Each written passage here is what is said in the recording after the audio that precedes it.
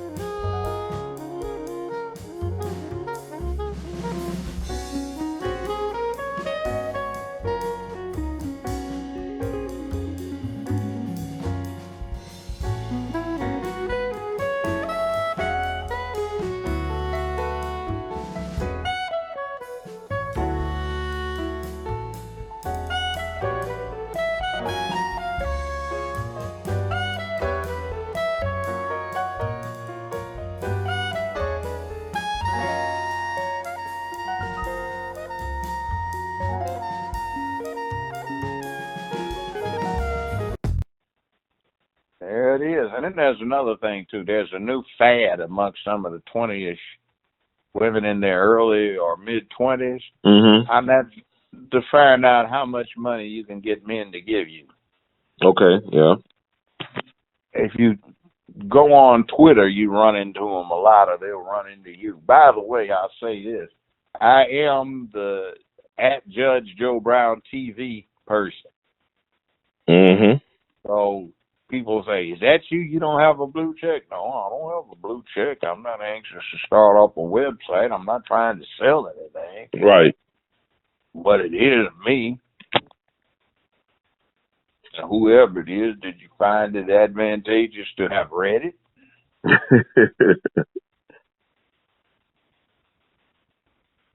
So it's hey, life's crazy. Your life definitely is crazy. Well, what you I take? don't know how we got focused on this Black Panther thing. I don't know. Well, that's the talk. I mean, people. I mean, it's like it's gonna be the top. It might. I guess it's gonna be the number one movie of 2018 so far. It's looking like that. But you got the Avengers coming out in May. The Avengers movie. Yeah. The Black Panther is like a cultural phenomenon, though. It's like a movie mint. I mean, it's gonna be studied in academia and all that stuff. If they hadn't tried to down what the Black Panther Party, what Malcolm X, etc., were all about, it'd be okay. But they do. So what could be the answer back? I mean, do we have it in us as a people to make a counter narrative to the Black Panther movie? I mean, this is white money, white institutions back in this movie with black faces on top of it. So yeah, well, what do you expect them to do? Do you think they were going to finance and put something out where Killmonger's character is talking revolution for real? No, they're not going to let you get away with hearing that. They're going to make it look like it's something crazy, which is what they did. Yeah. I mean, the same culture that gave us Birth of a Nation, the first one, anyway. That's the foundation for Hollywood. So. Yeah, have you seen the first Birth of the Nation? Yeah, I've seen it. Yeah. Mm-hmm. It glorifies the Ku Klux Klan. Right. Brought them back. Resurrected the Klan.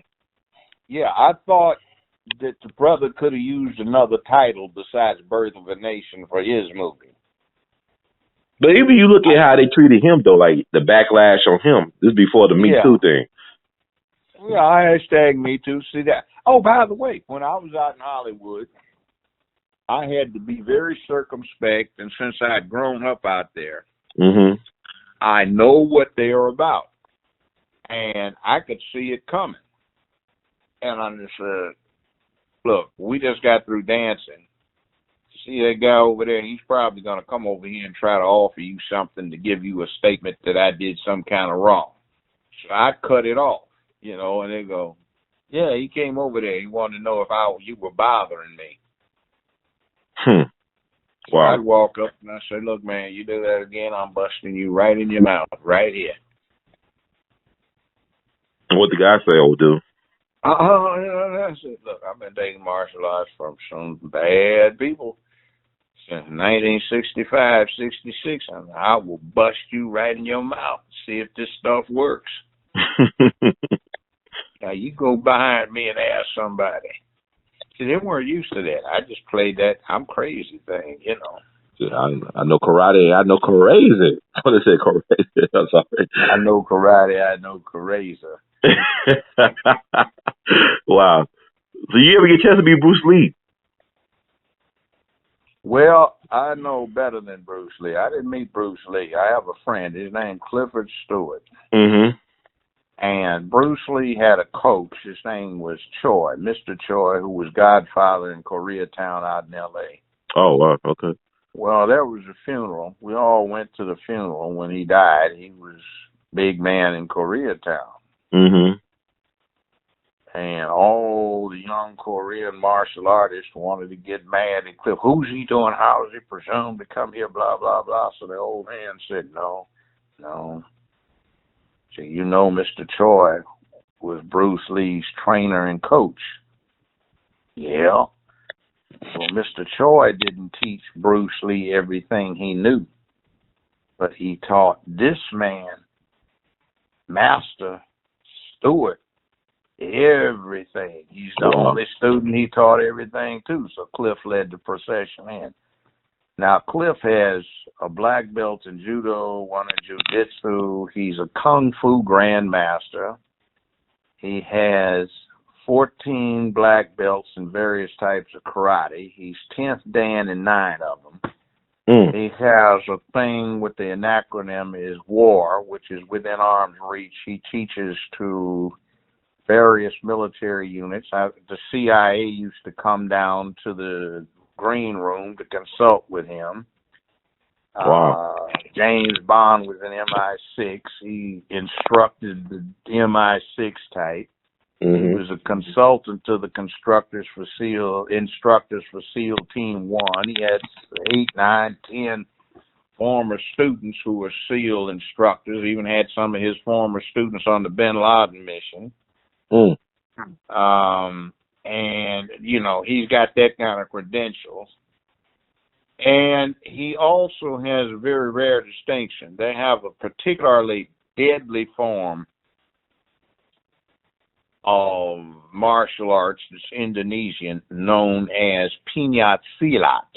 Okay.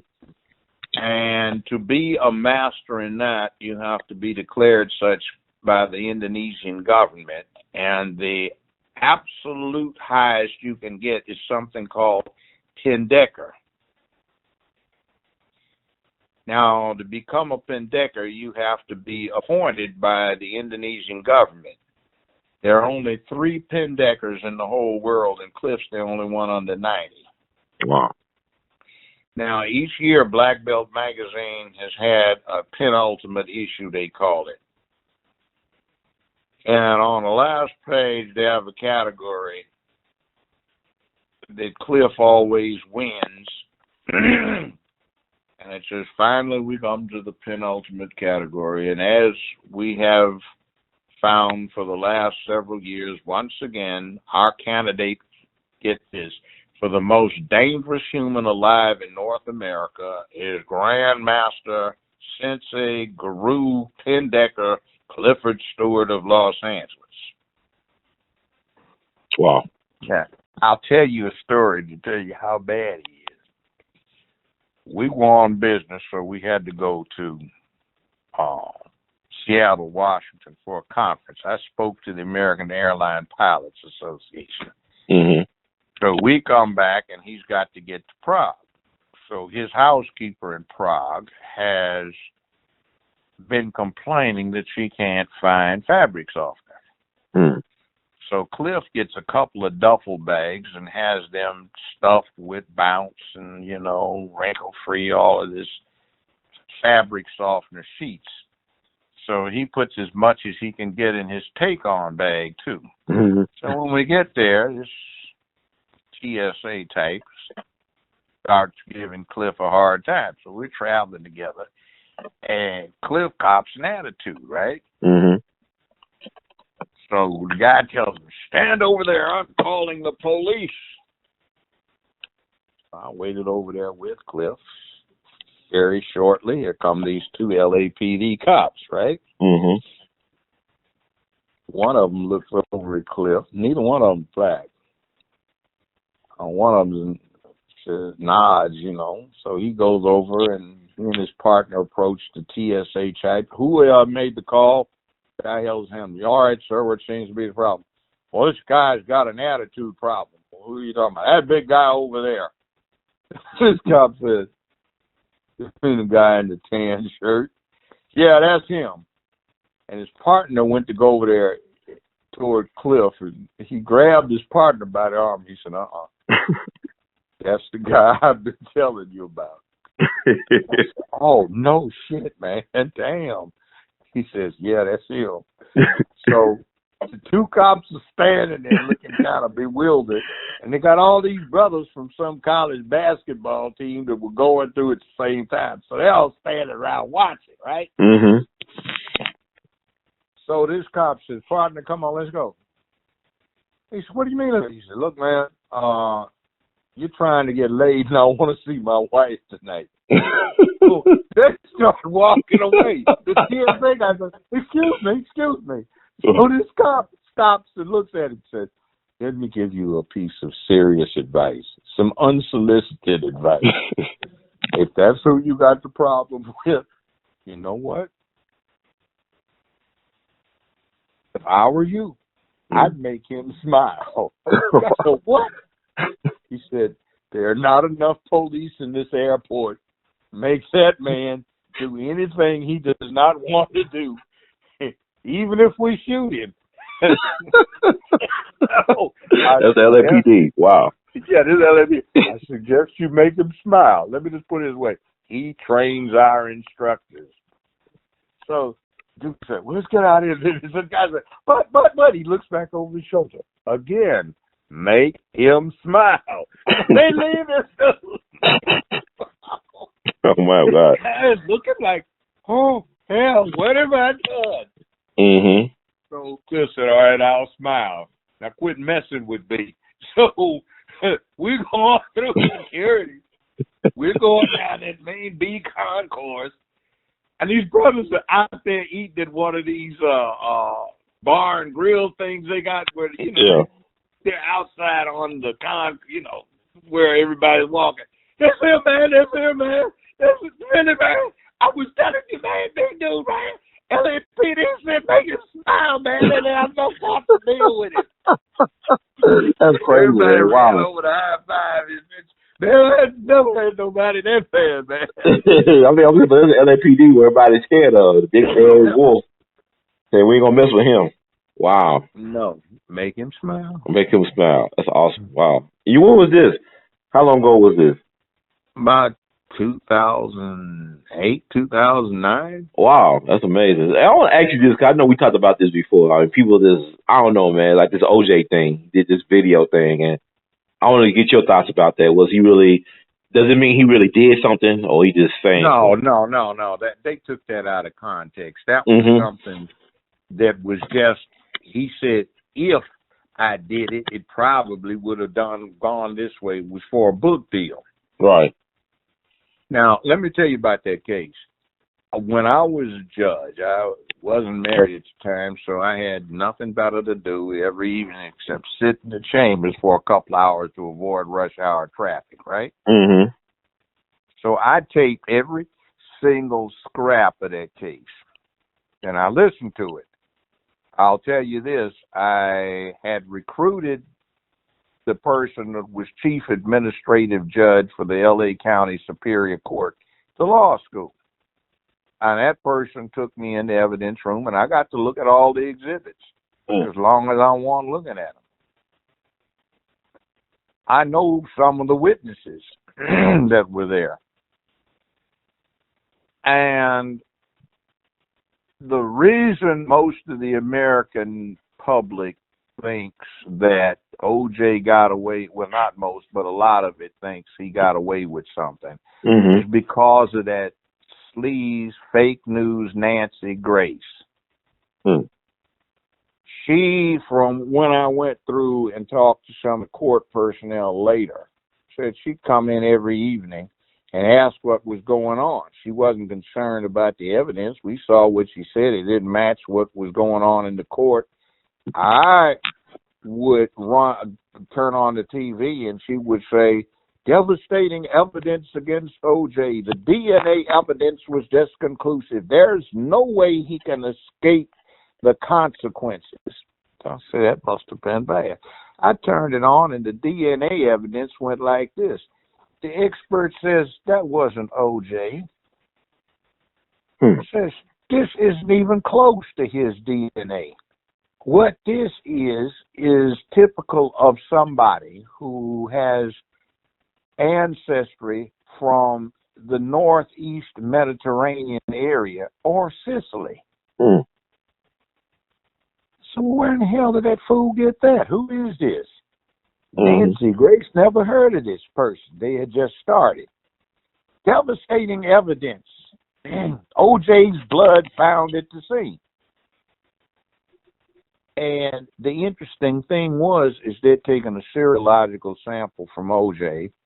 And when they take a serological sample, they put a certain very prominent chemical in it to keep it from souring. Okay.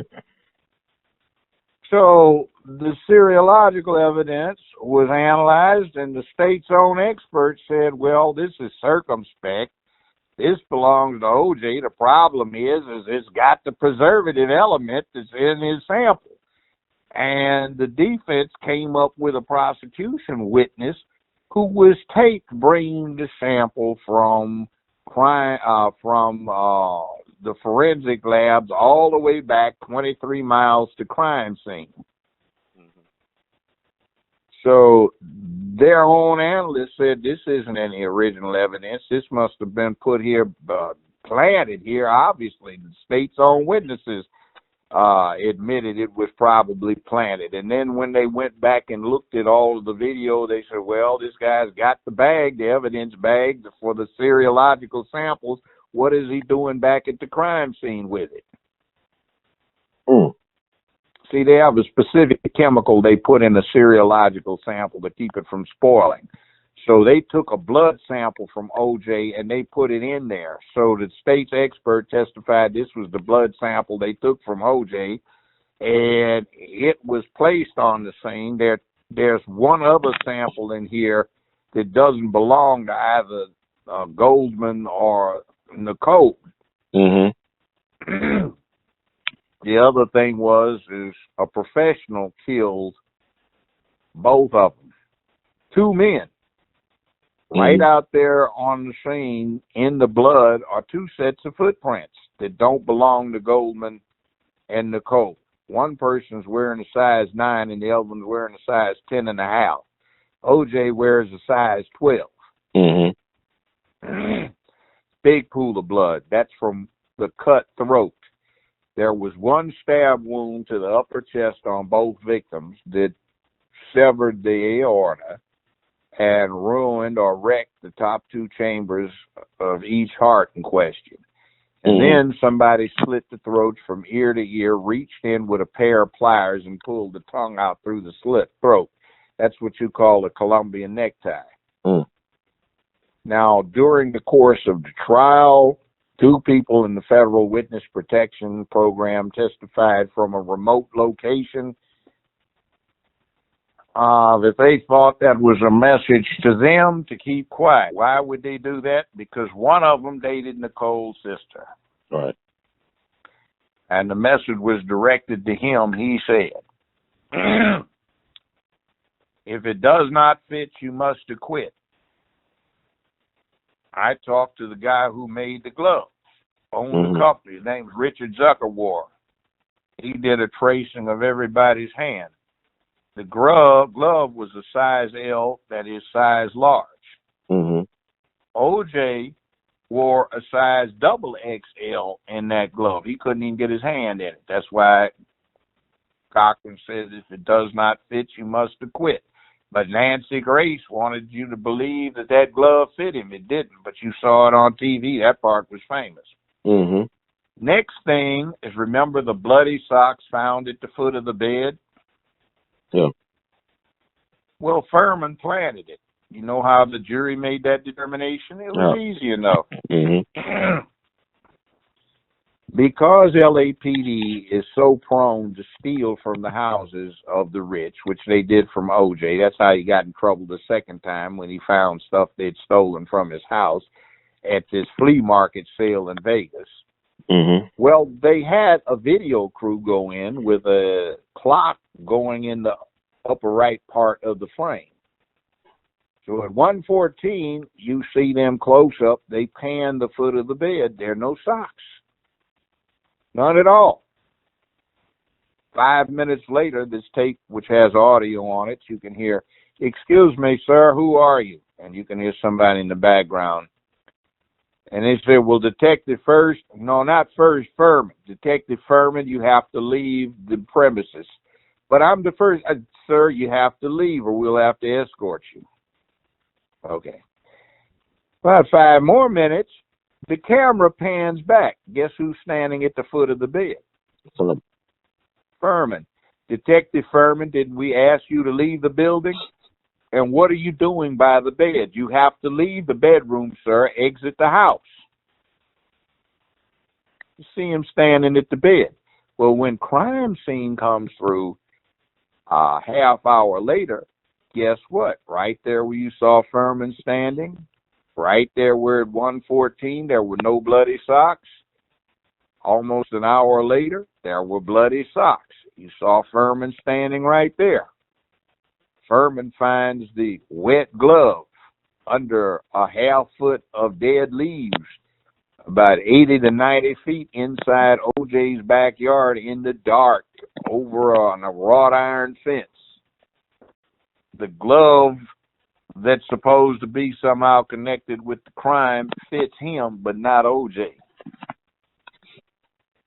Furman had been over to visit Nicole 11 or 12 times before this happened. He was trying to date her. But Nancy Grace was talking about the devastating evidence. Blood found in the Bronco. The people that towed the Bronco said everybody working there went through it with a fine tooth comb. No blood at all. After it was locked up in a specially secured compound to which they did not have the key, they get the keys. The detectives open the lock. They go to tow the thing. It's full of blood. Dried blood, 11 days later. Prosecution's own witness couldn't shake it. Mm-hmm. Another DNA expert testified that the sample they took did not exclude 96,000 people in the L.A. County area could have donated the sample. Nancy Grace said it was absolutely devastating. So when Johnny Cochran went through and did final argument, he just had the screen up in front of the jury, where on one half of the screen, you look at the foot of the bed, no bloody socks. 1:14's reading there. Hour later, you see the exact same scene, just about the same animal angle, bloody socks. And he played in between, replayed the evidence and admission. There's Furman at the foot of the bed right there and being told to leave the room the second time. Okay, main problem. OJ went to a recital. So the state's proof, if you believed it, would have had to have had him going in there, and what's he going to do? Oh, baby girl, tell your baby sister if she hears mama screaming, it's this daddy killing her.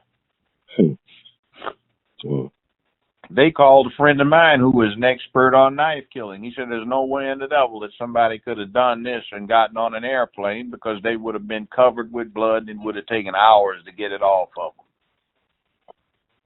of him, off himself.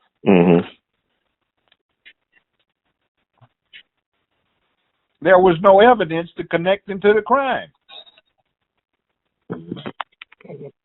You know, with no bloody socks that weren't planted, the glove fit Furman, not OJ. Question is Furman lived 28 miles from the scene, was off duty. What was he over there for 5 minutes after the killing occurred? Now, when they had domestic violence complaints, was he one of the regulars? No. They cleared that up. They brought in his first wife, said he never laid hands on her. They brought in numerous witnesses to say that Nicole was stone freaked out of her mind on drugs. And the only thing OJ was doing was trying to restrain her and try to keep her from using other drugs. They said he caught her. Witnesses came in that said, I was with him. He went over there to pick up the kids or drop the kids off, and he always had a practice of going in there first. And on several occasions, he caught her having sex right in the living room with somebody on the couch. And what is his reaction? He didn't even, you know what he did when he got mad? What? He said, why don't you go get a room and take one of these low-life junkies with you so the kids don't see you? If you need it, here's some money. One time he was supposed to put some money down in a drawer right there in front of the witness. If you need it, this is enough to go to a motel room. You need to stop hanging around with these broke fools who don't have any place to take you. You know, whatever. What's he supposed to be mad for? I mean, but it's not the image that is put out there by Nicole. But it sounds like she's like Sharon Stone in Casino and OJ's Robert De Niro. She owed everybody in West L.A. and West Hollywood that was a drug dealer a whole lot of money. She was known as what they called a fag hag. That's what they called her. And she hung around on Santa Monica Boulevard on the Boys Club. She was famous for dispensing good drugs, and she owed every drug dealer around a whole lot of money. So really, anybody could have got Nicole. I mean, she owed people. Yeah, but the bottom line was is they brought in two witnesses who testified that she got done in because it was a message for them to keep quiet. And remember the Columbia necktie? Yeah. And the witnesses that they brought in they didn't even put on their proof about the knife thing, because when the preliminary testimony was out of the presence of the jury, the knife expert said one man couldn't do it. It was a two-man hit. Yeah, but people started thinking about those. Goldman wasn't even supposed to be there. They just went by and, take him too. But when people got their minds on OJ in the Hearst commercial, like he's running through the airport. That's what they think about OJ. Remember on Hearst commercial, like he was the only black person in the airport. And he was like, go OJ, go! He was running and jumping over everything, but he got bad knees too. I mean, he was a football player. Yeah, but remember one thing about this: all of this came from Nancy Grace, Queen of Sleaze. That's when she was first breaking in, and that's who was the one that was supposed to be down there watching every day, which she wasn't. That was a lie. And she's the one that kept coming up devastating evidence against OJ. You look at it, there's nothing devastating. Okay. It couldn't get any better for the defense. So what I got told by a judge who dropped in and out and watched it, they never had a case against OJ. Nothing came out. See, that was what was so rank when he said it was a rush to judgment. They did not have sufficient probable cause in reality to charge that man. But wow. The judge that told me said, look, they didn't have a case. There wasn't one scintilla of evidence to implicate OJ in this case. And Joe Darden and Marcia Clark just sat up there and clowned around, irritated the hell out of the jury until they couldn't stand it. And then, you know what the press didn't do? They didn't do the back end of that tale. And you know what that was? What? 4 of the chief detectives involved in the OJ case went to the penitentiary for planting false evidence in other cases. They had to let 128 men out of the penitentiary in California behind what they call the Rampart scandal, because detectives that had been operating on cases that came out of that precinct had been planting evidence. Same 4 detectives involved in the OJ case involved there all went to the penitentiary for multiple counts of contaminating and tainting evidence and planting false evidence in cases. They had to let 128 people out of jail. Wow. That's like you think about it. Wow. See, what I know Johnny Cochran. I know what he did. You know what he did? What you do? he managed to be smart enough to get it in one of the judicial districts, one of the 13 in L.A., where they actually had some black folk in there, so O.J. could have a representative jury. And you know what he did? He just made sure he got as many people 45 and 50 years of age on that jury, black, who had grown up in L.A. and experienced LAPD. And if you grew up in L.A., they had no credibility. They lie, they steal, they plant evidence, and the people that grew up in L.A. that were of that age considered them the Gestapo.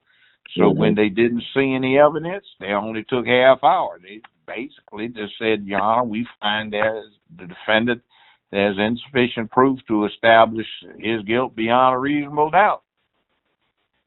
In fact, there was no proof. I handled 42 first-degree murder cases as a defense lawyer, and I don't know how many as a judge presided over them. And I looked at what they had in the evidence room. There was not a shred of evidence that connected O.J. with this crime. Not one shred. But I remember from taping it that Nancy Grace said there was. And that's all the public got. So the media really did O.J. a disservice, but he still got off anyway. It wasn't the whole media. It was fake news Nancy. Fake news Nancy. I got you. Fake news Nancy. What about, Mark Furman, was he known to make the calls when Nicole would call 911? Was he one of the police officers that would answer the call to go to the Simpson household? Furman was trying to date Nicole. That was the evidence the jury heard. Okay. He had been over there not on calls, but for social purposes, somewhere around a dozen times. Interesting. Okay. Wow. So do you believe they had a relationship at all? Did they have a type of relationship? Or Furman is a low-life that sleaze. Racist. Nicole was Italian. I didn't know that. Okay.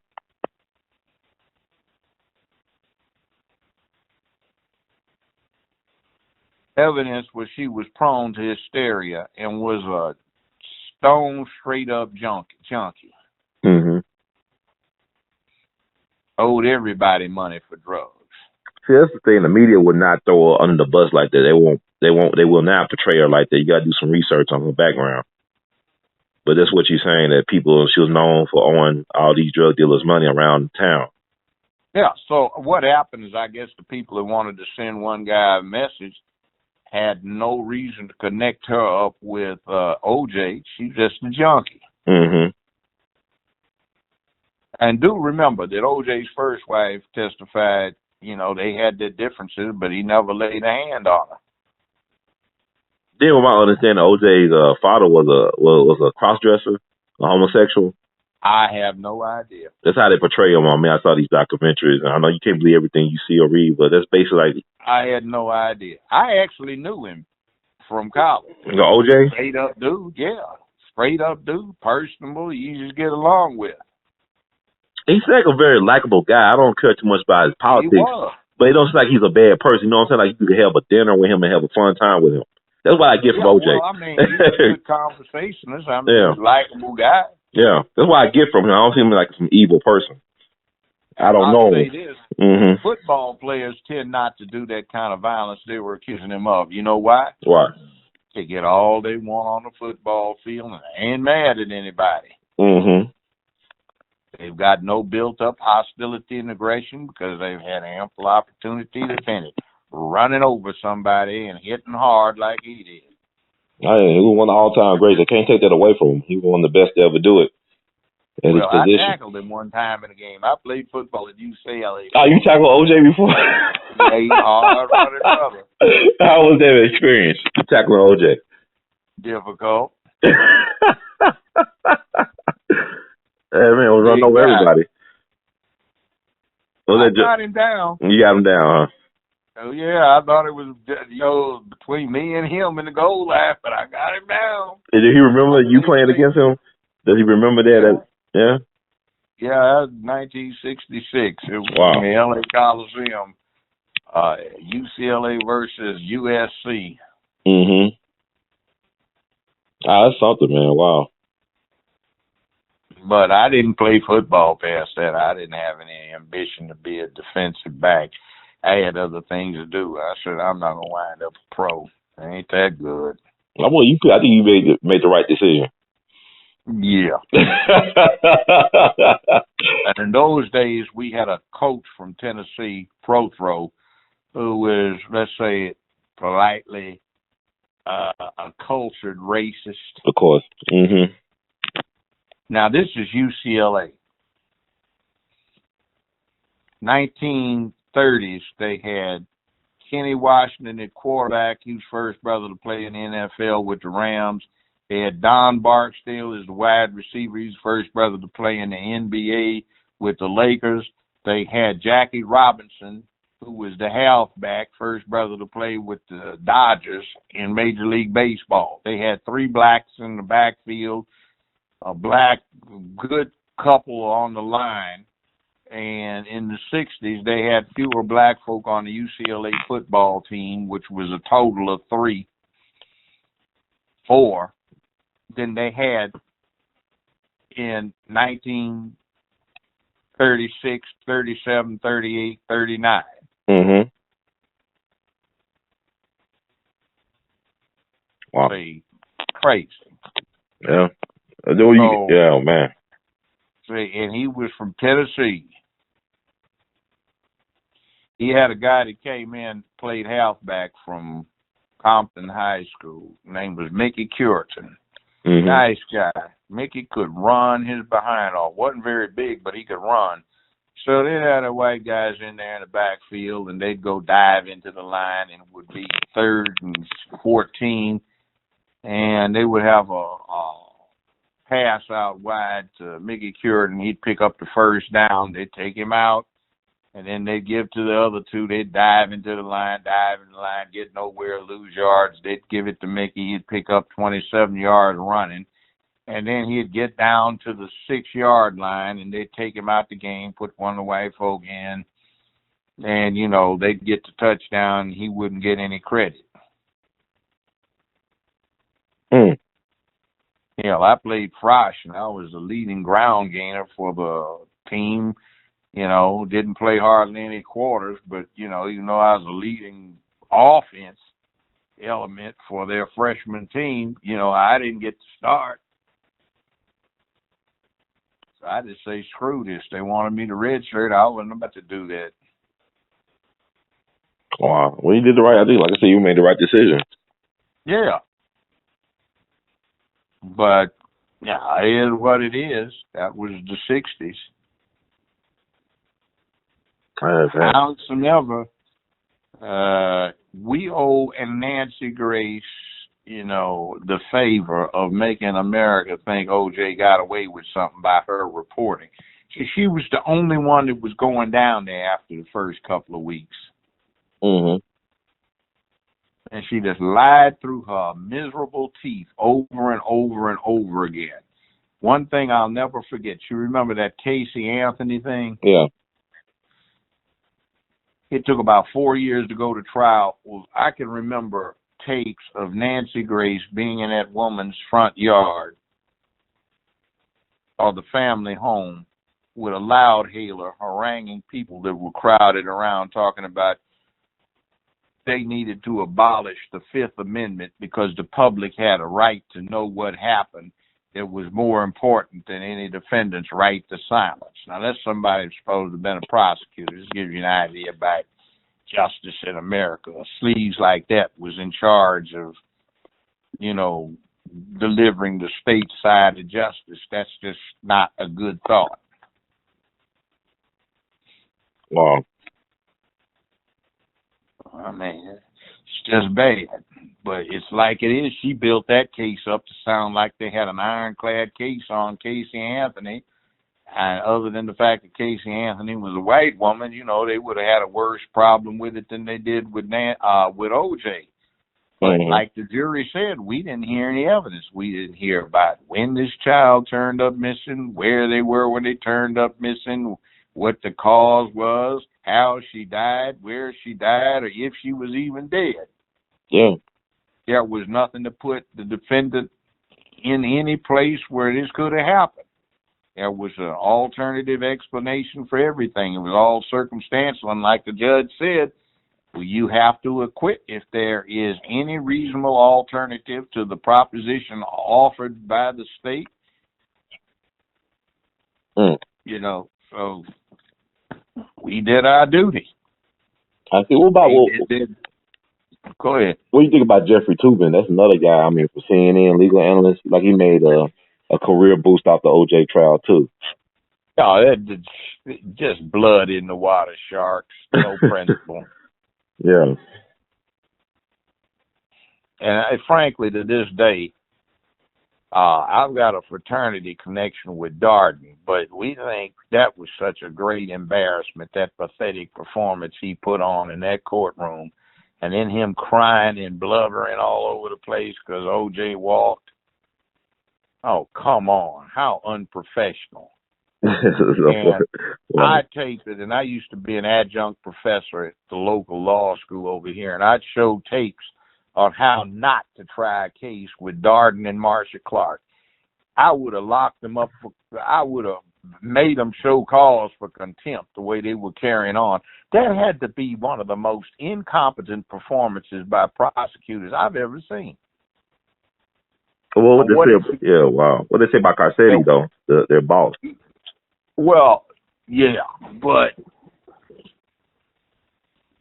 I didn't care, but it would have seemed that he had somebody with more competence. I mean, I was told by another judge who stuck her nose in there to look, that said they had pissed the jury off so badly that when they walked in, the jury would almost turn around and spit on the ground. Wow. Rude, crude, jumping up and down. Objection. Vito was going, I ruled on that already, Mr. Jordan. Object one, what's your basis? Just objection. I'm going to sit down. I would have shut him up. So was kind of bamboozled and a little bit overwhelmed by it. But what I did see with Darden and Marcia Clark is something that is a very bad thing about justice. They were so used to running over a defense with no case and bamboozling everybody involved that they ran up against a good defense and they just broke down and got crunched because they didn't have what it took. They had a lot of bad habits. So what do you think about, like, you talking about the Dream Team defense, like Robert Shapiro, turning coat or whatever, changing his mind about the whole thing? Oh, Shapiro's fakes us out a lot. Shapiro's ego was messed up because a better lawyer was a black man, Johnny Cochran. And I know him and F. Lee Bailey had a falling out, man, because F. Lee Bailey. Yeah, because that's that same thing. You are a black professional, and every white professional thinks he knows better what to do than you do. Yeah, I think F. Lee Bailey was on Cochran's side. I mean, because he was the godfather to one of Bob Shapiro's children. And I know they had a falling out, because F. Lee saying he's been blackballed because of his support of OJ in the OJ case. Like, he's been blackballed. Do you know how Shapiro got on the map? By handling a Russian spy. Okay. Come on now, that's just crap. He just got shown up. He started bumbling. And see, I've known Johnny Cochran since 1966. He was also a UCLA alumnus. Okay. And Cochran was not flashy, but he was thorough. And Cochran just had it all mapped out, planned from A to Z, and he just had to fight with some of his colleagues from the looks of things to get them to go along with it because, of course, white man in a matter knows better than the black man. Like saying L.A., the white man knows everything. L.A.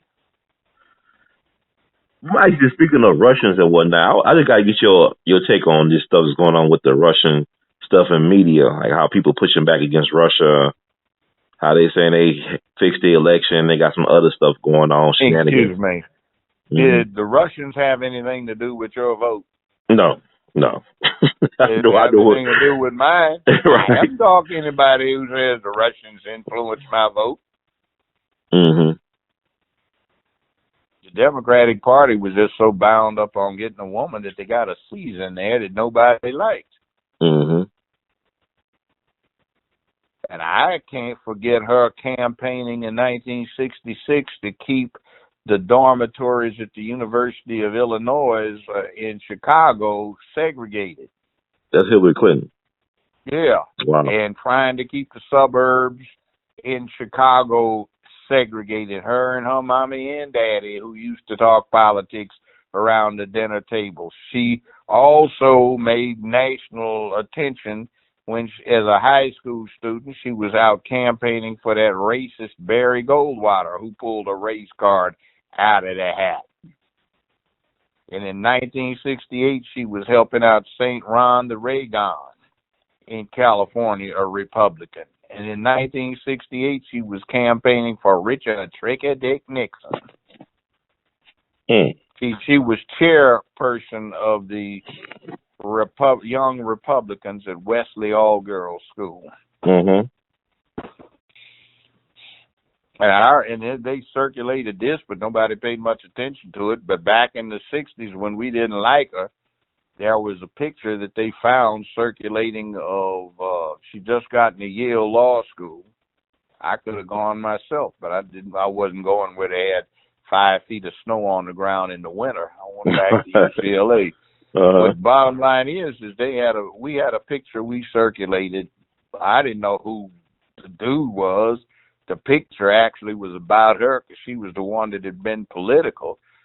But Bill Clinton was in there as a skinny, curly-haired somebody with no shirt on, bib overalls and a straw hat, chewing on a straw with a red kerchief, playing a redneck, and Hillary Clinton had blackface on, dressed up like a negress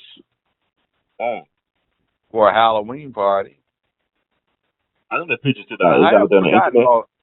See, I haven't forgotten about all that stuff. Right. But I don't think the Russians had anything to do with me knowing it. And you can hack voting machines, but you can't hack them from online. You got to be up front and up close and personal to them. Now, they had a Russian agent in precincts. In Shelby County, the Justice Department provided money to replace the machines here 10 years ago. All it takes is a simple resolution of the county commission, of which the majority are Democrats, of which the Democrats have a majority of black ones. They have term limits, but for the last 10 years, every time it's come up, there have been at least 3 blacks voting against replacing it. But it's so bad here that California put out a brochure online on how to hack them to try and get everybody else to get rid of the machines. Florida had them, threw them in the ocean. California threw theirs in the ocean. Ohio threw them in the ocean after having a debacle with them. And Florida threw theirs in the ocean. So Shelby County and Haywood County are the only ones in the United States that still use them. There's no security, and all you need is a cell phone to hack them. The way you do it is they give you instructions on how to type in text to a third person using the candidate numbers and a few other things, and dictating the percentage by which you wish your candidate to win.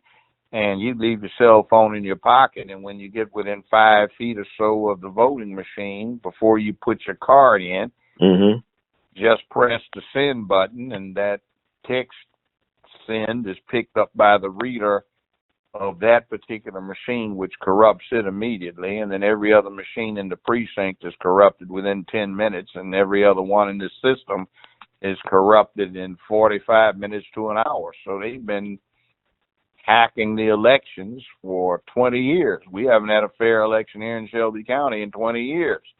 But the Russians didn't have anything to do with that. That's a bunch of hype. You know, the press does what they want to do. Americans have gotten so off into the magnificent art of deception. What did Joseph Goebbels say? Tell a lie long enough, loud enough, you can get anybody to believe it. A lie told one time is a lie told 1,000 times. It becomes the truth. And see, I wouldn't trust the FBI 2 inches. They have never been our friends. Since they came into existence, they've had a corrupt purpose. They were formed to try for the specific purpose of trying to bust Jack Johnson, the first black world heavyweight champion, because he was married to a white woman, and they thought it offensive for him to take her across state lines. So he and his lawful wife were on a train that went through a corner of Georgia, took 15 minutes. FBI arrested them when they got off the train for a break at the next stop outside the state, because Georgia then did not acknowledge interracial marriage, and they prosecuted him for transporting a woman across state lines for immoral purposes, and they sent him to the penitentiary. Damn shame. That's what the FBI got started in doing. J. Edgar Hoover looked like he was black, and he hated the Klan because they burnt crosses in his parents' yard. Why did they burn crosses? Because they accused his parents of passing for black. For white, rather. So they spied on us. They infiltrated our stuff. They ruined a lot of things we were trying to do in the 60s. They supplied the weapon that killed Martin Luther King. Ray didn't kill King. That ain't even close. I was the last judge on the case. I looked at the evidence, and the rifle that was used was an XM-21 that the military had 72 examples of. The FBI got 5 and a big supply of ammunition as per an invoice I've seen issued late December 1967. At the end of April, after King had been shot April 4th, the military demanded the return to the rifle. The FBI inventoried its system, and they claimed they could only find 4 of the 5. Missing 5th one was what they killed King with. Had some very peculiar ballistics that match what they pulled out of King's body. Yeah. Wow. So when the FBI joins in it, they've been historically organization that has been corrupted by their dedication to the political cause of the moment.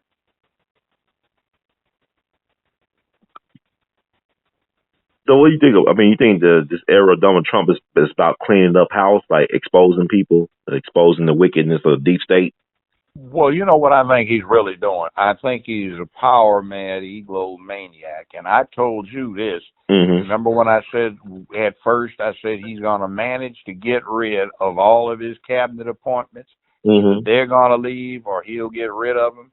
And see, what he's doing is every time they resign, whether they put on a mess or a squawk or not, or it's all a sham, he's drawing that power into his hands.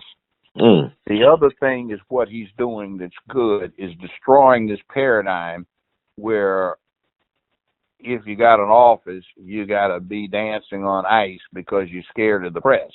Right. He has more people following him on Twitter than CNN gets watching their TV coverage. So he's got an independent way of getting to the public. I follow him on Twitter. Most of what he said is right on point, solid in intelligence. There's some things that I don't agree with, but I mean, very little of what they try to sound like is a crazy man doing. Why does he tweet? Well, he's communicating directly with the public without going through those BBT boys on CNN. Right, the filters, and no filter with him. And then also his press secretary, the Huckabee girl, she's interesting to me. I mean, she fits his style.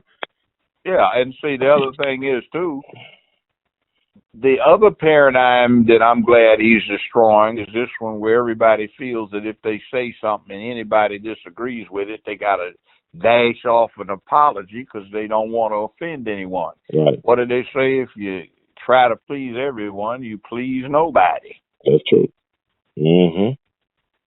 In other words, if you don't displease anybody, that means you're not taking a stand on anything. That's true. I mean, he's just so good at the media game. He just know how to play them well. He plays it well. I mean, he really plays the thing here to testing celebrity IQ.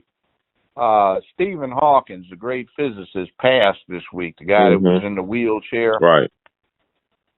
Well, on what's reported, Trump's IQ is the same as his. Yeah, people laugh at that, but I think there might be some truth to that, because he's president of the United States and he's doing what he want to do. But he's doing it interestingly. And by the way, I find it very amusing in a tragic way that the Democrats, as dovish as they usually are trying to be so hawkish about why is he talking to the rocket band in North Korea. I think that's a brilliant move, actually. I think that's a change. Yeah, Kim Jong-un. Why not? Right. Obama didn't talk to him, as far as we know. Well, you see, Obama's purpose is what usually comes around to being the reality in most of this kind of international politics. You want a boogeyman to make the bad guy, so your people start looking at it as a matter of them, those, and us. Mm-hmm. And Donald's he's changing that, but like you said, his cabinet is getting cleaned out. I guess the Secretary of Education is about to go too. Behind the second. Yeah. I know her personally. Yeah. What's your thoughts about her? Education. She doesn't have any education background. She did a lot of charities with minorities up in the Aspen area. Mm-hmm. She's married to the Mary Kay heir. And, they've even been over to my house for dinner before up there a few times. But, she married into a lot of money.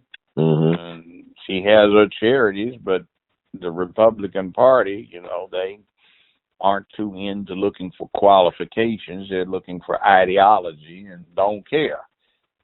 But she'll go. I think Sessions is going to wind up going too. Yeah, it's not Mary Kay, but it's something like the America. I know you're talking about. It's not Mary Kay, it's another organization. No, it is Mary Kay. I know her husband. I've met him. He's been in my house eating dinner. And also, her brother is Eric Prince, too. The guy who founded that Blackwater security place organization. Well, the thing with Blackwater is now a subsidiary of Halliburton, and guess who owns Halliburton? No, Dick Cheney. Or Cheney, whatever. Yes, Dick Cheney's a flunky. With the Bushes? Halliburton was rechartered in 1946 in Oklahoma by George Herbert Walker, also known as Uncle Herbie to President George Herbert Walker Bush, and Great Uncle Herbie to George Walker Bush, President. So Halliburton is a Bush-Walker family enterprise. Okay, wow. It's another thing, a little clue in that. George Herbert Walker Bush, on advice of Uncle Herbie, George Herbert Walker, founded Zapata Oil. Yeah, I'll think of it. James was buying up the mineral rights of properties that surrounded oil fields that hadn't been brought into use at the point. He would get tipped off by Uncle Herbie, buy 15, 20, 25% interest for a small amount of cash. The property owners didn't realize that a hit was about to come, so when the hit came a few months later, you'd get 10, 15, 25% of the mineral rights revenues. Got rich. He came up with a holding company known as Zapata Offshore Oil, Inc. That's where it was charged. Kuwait. So when Hussein nationalized everything in Kuwait, the Bushes had some problems with their financial enterprises. because so many Bushes had an interest in it, and also the Walkers, he did not have to divest himself of interest in it. The family controlled it by then. Now, there's another thing about Kuwait, see, about what you get told.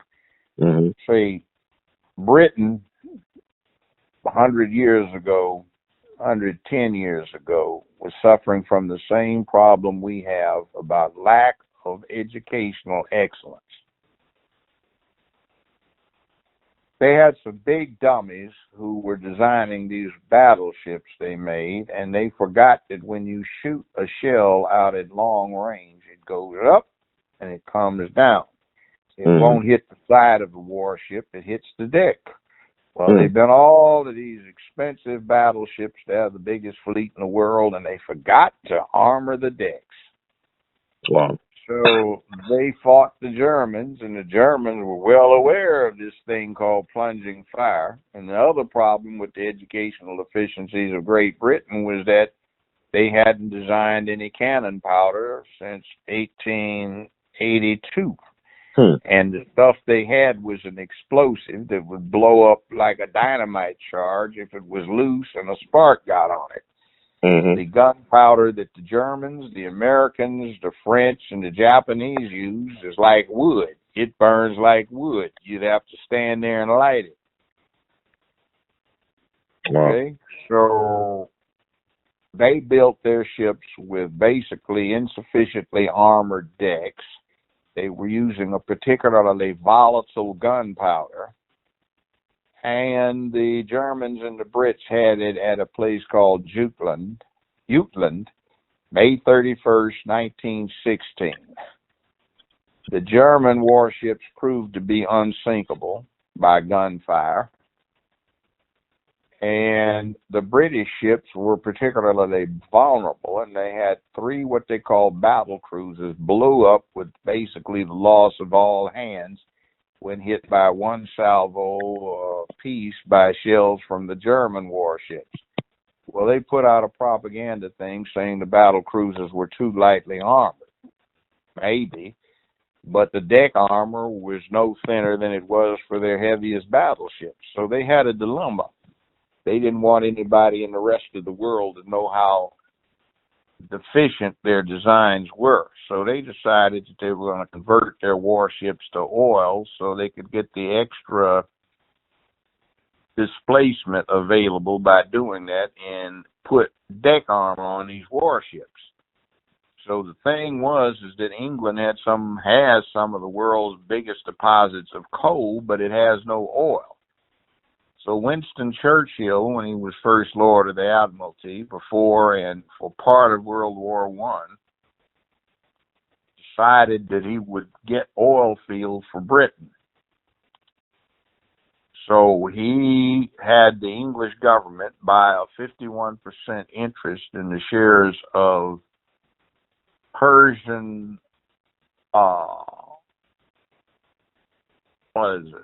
Anglo-Persian Oil Company. It's now BP with the green and yellow signs.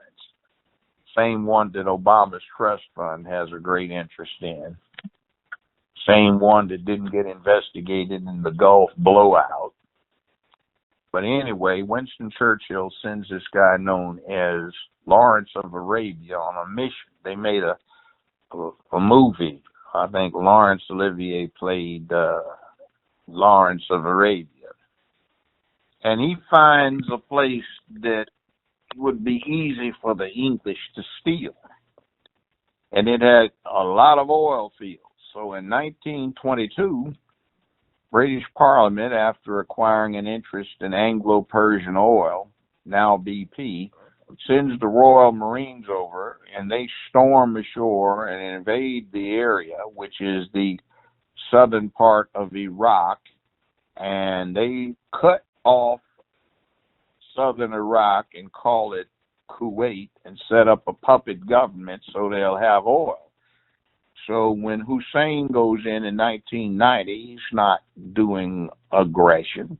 He is simply trying to get the territory back that a lot of living Iraqis remember the time when it was part of Iraq, not Kuwait. So at that point, the Bush family was going destitute, perhaps because Hussein had nationalized the holding company for most of their interests, Zapata Offshore Oil, Inc., chartered in Kuwait.